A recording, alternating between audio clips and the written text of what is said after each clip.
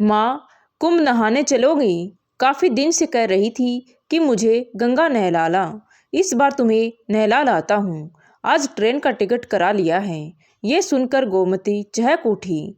तू सच कह रहा है श्रवण? मुझे यकीन नहीं हो रहा। यकीन करो माँ, ये देखो टिकट। श्रवण ने जेब से टिकट निकालकर गोमती को दिखाई और बोला, अब जाने की तैयारी कर लेना। जो जो सामान चाहिए बता देना। अगले हफ्ते आज के ही दिन चलेंगे। कौन कौन चलेगा बेटा? सभी चल रहे हैं ना? नहीं माँ, सब जाकर क्या करेंगे? कुंभ पर बहुत भीड़ रहती है, सबको संभालना मुश्किल होगा। बस हम दोनों ही चलेंगे। गोमती ने श्वेता की ओर देखा। उनके अकेले जाने से कहीं बहू नाराज तो नहीं हो? उन्हें लगा कि इतनी उम्र में अकेली बेटे के साथ कैसे जाएगी। श्रवण कैसे संभालेगा उन्हें? घर में तो जैसे तैसे अपना काम कर लेती है, बाहर कैसे उठेगी बैठेगी, घड़ी घड़ी श्रवण का सहारा मांगेगी। फिर कहीं सबके सामने ही श्रवण झल्लाने लगा तो दुविधा हुई उन्हें। अब क्या सोचने लगी, माँ जी आपके बेटे कह रहे हैं तो घूम आइए। हम सब तो फिर कभी चले जाएंगे। इसके बाद पूरे 12 साल बाद ही कुंभ पड़ेगा। बहू, क्या श्रवण मुझे संभाल पाएगा? गोमती ने अपना संचय सामने रखा तो श्रवण हंस पड़ा। माँ को अब अपने बेटे पर भी विश्वास नहीं है। जैसे आप बचपन में मेरा ध्यान रखती थी वैसे ही मैं रखूंगा। कहीं भी आपका हाथ नहीं छोड़ूंगा। खूब मेला घुमाऊंगा। श्रवण की बात पर गोमती प्रसन्न हो गई। उनकी चिर प्रतीक्षित अभिलाषा पूरी होने जा रही थी। कुंभ स्नान कर मोक्ष पाने की कामना वह कब से कर रही थी। कई बार श्रवण से कह चुकी थी कि मरने से पहले एक बार कुंभ स्नान करना चाहती हूँ। कुंभ पर नहीं ले जा सकता तो ऐसे ही हरिद्वार ले चल। वक्त खिसकता रहा, बात टलती रही। अब जब श्रवण अपने आप कह रहा है तो उनका मन प्रसन्नता से नाचने लगा। उन्होंने बहू बेटे को आशीर्वाद से लाद दिया। एक रात एक दिन का सफर तय कर माँ बेटे दोनों इलाहाबाद पहुंचे। गोमती का तो सफर में ही बुरा हाल हो गया। ट्रेन के धड़धड़ के शोर और सीटी ने रात भर गोमती को सोने नहीं दिया। खैर, सोते जागते गोमती का सफर पूरा हुआ।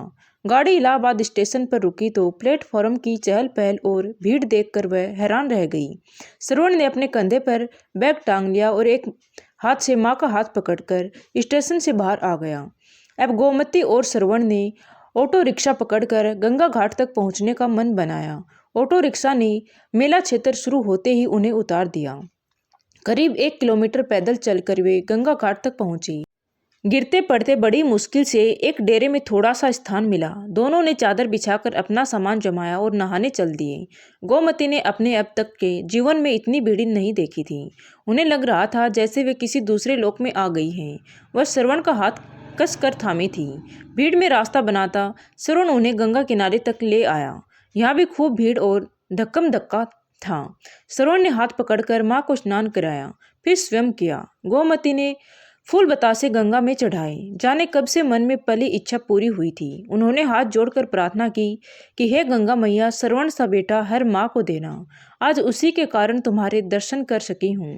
श्रवण ने माँ को मेला घुमाया, खूब खिलाया पिलाया। थक गई हूँ, अब नहीं चला जाता। श्रवण गोमती के कहने पर श्रवण उन्हें डेरे पर ले आया। माँ तुम आराम करो, मैं घूमकर अभी आया। थोड़े रुपए अपने पास रख लो। उसने माँ को रुपए थमाए। मैं इन रुपयों का क्या करूंगी? तू है तो मेरे पास। फिर 5-10 रुपए हैं मेरे पास। गोमती ने मना किया, वक्त बेवक्त काम आएंगे। तुम्हारा ही कुछ लेने का मन होया, कहीं मेले में मेरी जेब ही कट जाए तो। श्रवण के समझाने पर गोमती ने रुपए ले लिए। श्रवण चला गया और गोमती थैला सिर के नीचे लगा ली, बिछा चादर पर लेट गई। उनका मन प्रसन्न था। श्रवण ने खूब ध्यान रखा है। लेटे लेटे उनकी आंखें झपक गई। जब खुली तो देखा कि सूरज ढलने जा रहा है और श्रवण अभी तक लौटा ही नहीं। उन्हें चिंता हो आई। अनजान जगह है, अजनबी लोग, श्रवण के बारे में किससे पूछे? वह डेरे से बाहर आकर इधर उधर देखने लगी। आदमियों का रेला एक तरफ तेजी से भागने लगा। वह कुछ समझ पाती कि चीख पुकार मच गई। पता लगा कि मेले में हाथी बिगड़ जाने से भगदड़ मच गई है। काफी लोग भगदड़ में गिरने के कारण कुचल कर मर गए हैं। सुनकर गोमती का कलेजा मुंह को आने लगा। कहीं उनका श्रवण भी क्या इसी कारण अभी तक नहीं आया है? उन्होंने एक यात्री के पास जाकर पूछा, भैया ये किस समय की बात है? माँ जी शाम 4 बजे नागा साधु हाथियों पर बैठकर स्नान करने जा रहे थे और पैसे फेंकते जा रहे थे। उनके फेंके पैसों को लूटने के कारण ये कांड हुआ। जो जख्मी हैं उन्हें अस्पताल पहुंचाया जा रहा है और जो मर गए हैं उन्हें सरकारी गाड़ी से वहां से हटाया जा रहा है। आपका भी कोई है क्या? भैया, मेरा बेटा 2 बजे घूमने निकला था और अभी तक नहीं लौटा है। उसका कोई फोटो है? माँ जी, यात्री ने पूछा। फोटो तो नहीं है, अब क्या करूं? गोमती रोने लगी। माँ जी आप रो मत, देखो सामने पुलिस चौकी है, आप वहां जाकर पता करो। गोमती ने चादर समेटकर थैले में रखी और पुलिस चौकी पहुंचकर रोने लगी। लाउड स्पीकर से कई बार अनाउंस कराया गया। फिर एक सहृदय सिपाही अपनी मोटरसाइकिल पर बिठाकर गोमती को वहां ले आया जहां मृतकों को एक साथ रखा गया था। 1-2 अस्थायी बने अस्पतालों में भी ले गया जहां जख्मी पड़े लोग करा रहे थे और डॉक्टर उनकी मरहम पट्टी करने में जुटे थे। श्रवण का वहां कहीं भी पता नहीं था। तभी गोमती को ध्यान आया कि कहीं श्रवण डेरे पर वापस लौट तो नहीं आया हो और उनका इंतजार कर रहा हो, या उन्हें डेरे पर न पाकर वह भी उन्हीं की तरह तलाश कर रहा हो। हालांकि पुलिस चौकी पर वह अपने बेटे का हुलिया बता आई थी और लौटने तक रोके रखने को भी कहकर आई थी। गोमती ने आकर मालूम किया तो पता चला कि उन्हें पूछने कोई नहीं आया था। वह डेरे पर गई, वहां भी नहीं। आधी रात कभी डेरे में कभी पुलिस चौकी पर कटी। जब रात के 12 बज गए तो पुलिस वालों ने कहा, माँ जी आप डेरे पर जाकर आराम करो, आपका बेटा यहाँ पूछने आया तो आपके पास हम भेज देंगे। पुत्र के लिए व्याकुल गोमती उसे खोजते हुए डेरे पर लौट आई। चादर बिछाकर लेट गई, लेकिन नींद आंखों से कोसों दूर थी। कहाँ चला गया श्रवण? इस कुंभ नगरी में कहाँ कहाँ ढूंढेगी? यहाँ उनका अपना है कौन? यदि श्रवण नहीं लौटा तो अकेली घर भी कैसे लौटेगी? बहू का सामना कैसे करेगी? खुद को ही कोसने लगी। व्यर्थ ही कुंभ नहाने की जिद कर बैठी। टिकट ही तो लाया था श्रवण, यदि मना कर देती तो टिकट वापस भी तो हो जाती। ऐसी फजीहत तो न होती। दिन निकला, वह नहाना धोना सब भूलकर सीधी पुलिस चौकी पर पहुंच गई। एक ही दिन में पुलिस चौकी वाले उन्हें पहचान गए थे। देखते ही बोले, माँ जी तुम्हारा बेटा नहीं लौटा। रोने लगी गोमती। कहाँ ढूंढूं, तुम ही बताओ। किसी ने मार काट कर कहीं डाल दिया हो तो? गोमती का रोते रोते बुरा हाल हो गया। अम्मा धीरज रखो, हम जरूर कुछ करेंगे। सभी डेरों पर अनाउंस कराएंगे। आपका बेटा मेले में कहीं भी होगा, जरूर आप तक पहुंचेगा। आप अपना नाम और पता लिखा दो। अब जाओ स्नान ध्यान करो। पुलिस वालों को भी गोमती से हमदर्दी हो गई थी। गोमती डेरे पर लौट आई। गिरती पड़ती गंगा भी नहा ली और मन ही मन प्रार्थना की कि हे गंगा मैया, मेरा श्रवण जहाँ कहीं भी हो कुशल से हो। और वहीं घाट पर बैठकर हर आने जाने वाले को गौर से देखने लगी। उनकी निगाहें दूर दूर तक आने जाने वालों का पीछा करती रही, कहीं भी श्रवण आता दिख जाए तो। लेकिन गंगा घाट पर बैठे बैठे सुबह से दोपहर हो गई। कल शाम से पेट में पानी की बूंद भी न गई थी। ऐंठन सी होने लगी।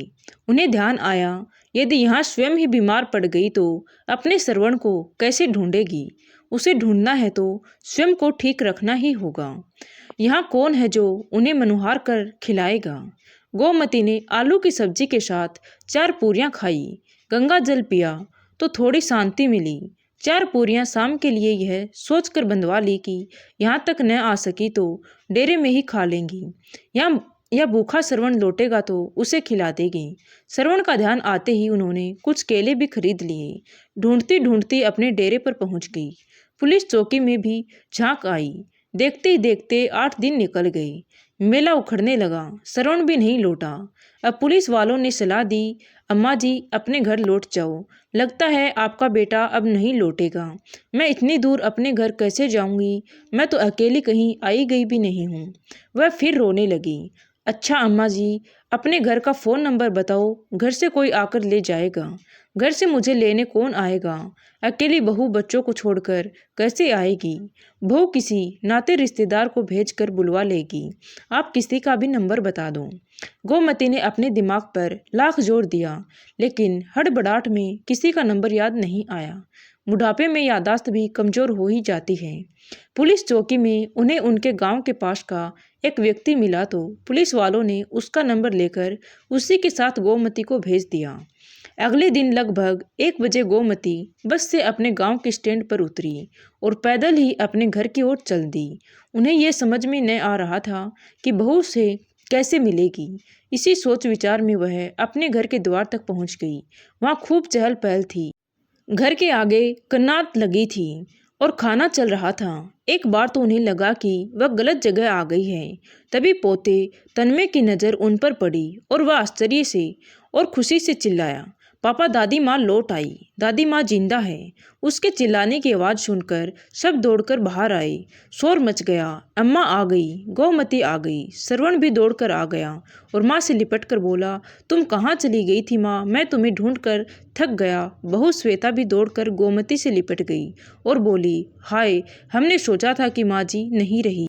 यही न बहू, गोमती के जैसे ज्ञान चक्षु खुल गए, इसीलिए आज अपनी सास की तेरहवीं कर रही हो। और तू श्रवण मुझे छोड़कर यहाँ चला आया। मैं तो पगला गई थी, घाट घाट तुझे ढूंढती रही। तू सकुशल है, तुझे देखकर मेरी जान लौट आई। माँ बेटे दोनों की निगाहें टकराई और नीचे झुक गई। अब यह दावत माँ के लौट आने की खुशी के उपलक्ष्य में है। सब खुशी खुशी खाओ, मेरी माँ वापस आ गई है। खुशी से नाचने लगा श्रवण। फिर सब श्वेता और श्रवण को बधाई देने लगे। वे सभी रिश्तेदार जो गोमती की गमी में शामिल होने आए थे गोमती के पाँव छूने लगे। कोई बाजे वालों को बुला लाया, बाजे बजने लगे, बच्चे नाचने कूदने लगे। माहौल एकदम बदल गया। श्रवण को देखकर गोमती सब भूल गई। शाम होते होते सारे रिश्तेदार काफी कर विदा हो गए। रात को थक कर सब अपने अपने कमरों में जाकर सो गए। गोमती को भी काफी दिन बाद निश्चिंतता की नींद आई। अचानक रात में माँ जी की आंखें खुल गई। वह पानी पीने उठी। श्रवण के कमरे की बत्ती जल रही थी और धीरे धीरे बोलने की आवाज आ रही थी। बातों के बीच माँ सुनकर वह सटकर श्रवण के कमरे के बाहर कान लगाकर सुनने लगी। श्वेता कह रही थी, तुम तो माँ को मोक्ष दिलाने गए थे, माँ तो वापस आ गई। मैं तो माँ को डेरे में छोड़कर आ गया था। मुझे क्या पता कि माँ लौट आएगी, लेकिन पिछले 8 दिन से मेरी आत्मा मुझे धिक्कार रही थी। मैंने माँ को मारने या त्यागने का पाप किया था। मैं सारा दिन यही सोचता था कि भूखी प्यासी मेरी माँ पता नहीं कहाँ कहाँ भटक रही होगी। माँ ने मुझ पर विश्वास किया और मैंने माँ के साथ विश्वासघात किया। माँ को इस प्रकार गंगा घाट पर छोड़कर आने का अपराध जीवन भर दुख पहुंचाता रहेगा। अच्छा हुआ कि माँ लौट आई और मैं माँ की मृत्यु का कारण बनते बनते बच गया। बेटे की बातें सुनकर गोमती के पैरों तले जमीन कांपने लगी। सारा दृश्य उनकी आंखों के आगे सजीव हो उठा। वह इन 8 दिनों में लगभग सारा मेला क्षेत्र घूम ली। उन्होंने बेटे के नाम की जगह जगह घोषणा कराई, पर अपने नाम की घोषणा कहीं नहीं सुनी। इतना बड़ा झूठ बोला श्रवण ने मुझसे मुक्त होने के लिए ही मुझे इलाहाबाद लेकर गया था। मैं इतना भार बन गई हूँ कि मेरे अपने ही मुझे जीते जी मारना चाहते हैं। मैं खुद को संभाल पाती कि धड़ाम से वहीं गिर पड़ी। सब झेल गई पर यह सदमा न झेल सकी। धन्यवाद दोस्तों। कहानी अच्छी लगी हो तो प्लीज़ वीडियो को लाइक करें और चैनल पर नए हैं तो चैनल को सब्सक्राइब